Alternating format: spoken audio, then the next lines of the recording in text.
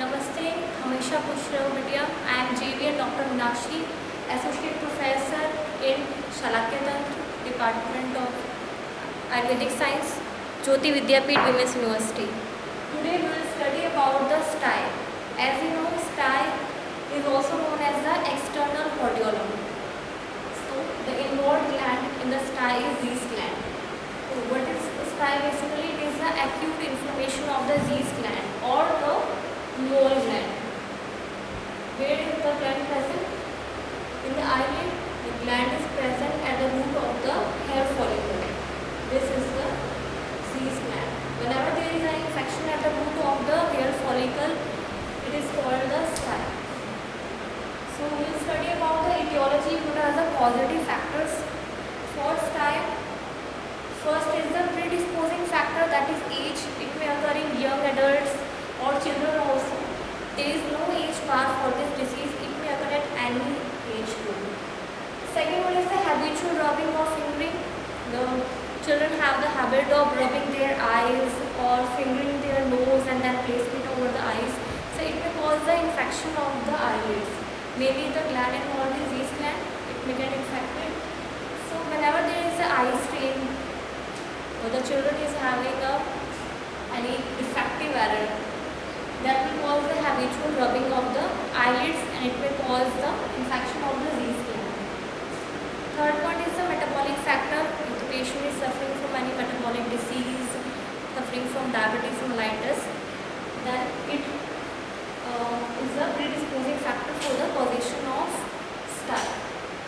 Then the main cause of the stye is the blocking of the oil gland. This Zeus gland is the oil gland.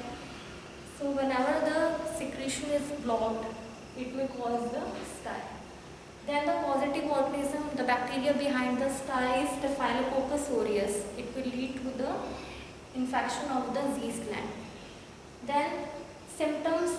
What are the clinical features of the patient suffering from stye? First is acute pain. It is the acute inflammation of Zeus gland. It is suppurative inflammation basically. So patient will experience the acute pain over the lid margin. This is the eyelid and it will occur at the lid margin. Okay, then swelling of the lid. There will be swelling of the upper lid or lower lid. Depends on the site of the stye. Then mild watering. The patient will suffer from the hyperlacrimation. Then photophobia, there will be intolerance towards the light. These are the clinical features of the stye. Then comes the signs. Whenever a patient comes to a doctor, then we will see the patient is suffering from stye. Then there will be two stages. First is the stage of cellitis, second is the stage of abscess formation. In case of cellitis, we will see a red tender swelling at the lid margin. The important thing to note in the diseases, the disease will be at the lid margin. It will not be away from the lid margin. If there is any swelling that is away from the lid margin and it is not painful, then it may be chalazion, but not stye. So important factor is the site of the disease, which is at the lid margin, because at the lid margin only the hair follicle is present, and the base of the hair follicle, if there is an infection, it is called the stye. So there will be red tender swelling at the lid margin. There will be a lump seen at the lid margin. Second is the stage of abscess formation. After the stage of cellitis, it may lead to the abscess formation if it is not treated properly at the previous stage. So in case of abscess formation, you will see a pus point at the lid margin. You will see a pus bead of yellow color because the pus caused due to the Staphylococcus aureus is of yellow color. You will see a pus bead at the lid margin. It may be small, it may be single stye, or it may be multiple. So next is the treatment of the stye. So patient will be treated according to the stages. As we know, there are two stages of cellitis and stage of abscess formation. First, we will observe in which stage the patient is coming to us. If he is coming to us in the stage of cellitis, then we have to treat accordingly. In stage of uveitis, we will give hot compresses on the eyelid. Okay, we will soak the cloth in the lukewarm water and will place on the eyelid. So it will do two things. It will reduce the pain, the inflammation, and this will lead to the healing of the disease. Second is the appellation of cilia. As the stye is caused at the Zeiss gland, which is at the root of the hair follicle, so we can appellate the particular cilia on which the external hordeolum has caused. So appellation of cilia will lead to the evacuation of pus also, if the pus is present at the base of the hair follicle. Third is the surgical incision. Whenever there is a big abscess, then we have to do IND, that is incision and drainage. So we will give a small incision at the pus side, and this will lead to the drainage of the pus, and after that we have to evacuate the cavity, and later on healing will be done. Next is the antibiotic eye drops and ointment. As the disease is caused by a bacterial infection, that is Staphylococcus aureus, we have to prescribe some antibiotic eye drops to be instilled 3 to 4 times a day, and ointment at bedtime. So this will reduce the infection of the disease. Next is the systemic anti-inflammatory drugs, analgesics. As the patient is suffering from pain and swelling, so reduce the pain and inflammation, we have to give the anti-inflammatory drugs orally.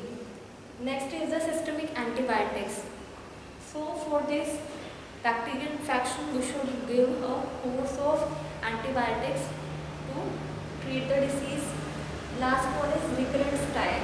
If the patient is recurrently suffering from stye, we are treating the disease.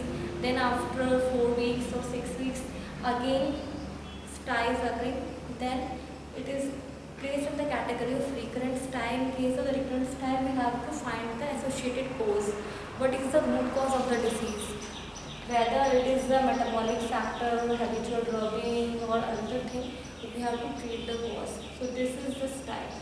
You should also know what is internal hordeolum and calazion, because these three terms, stye, calazion, and internal hordeolum. Differential diagnosis is very important. In stye, the involved gland is Zeiss gland or mole gland, which is present at the root of the hair follicle. So in case of stye, there will be a swelling at the lid margin, and there will be suppurative inflammation. Whenever there is suppurative inflammation, patient will experience pain. In case of calazion, there is no such inflammation, no suppurative inflammation. There will be a swelling away from the lid margin, and it will not be painful. Third one is internal hordeolum, which is again due to the suppurative inflammation of meibomian gland. In this case, there will be pain, and the pus beads will be seen at the lid margin through the orifice of the meibomian gland. So these two diseases, calazion and internal hordeolum, are caused due to the involvement of meibomian gland, whereas the stye is caused due to the involvement of the Zeiss gland. Okay.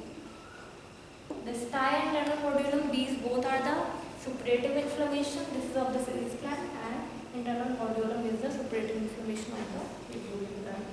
These are the few points for the differential diagnosis of stye, calazion, and internal hordeolum. This was all about the stye. Thank you so much.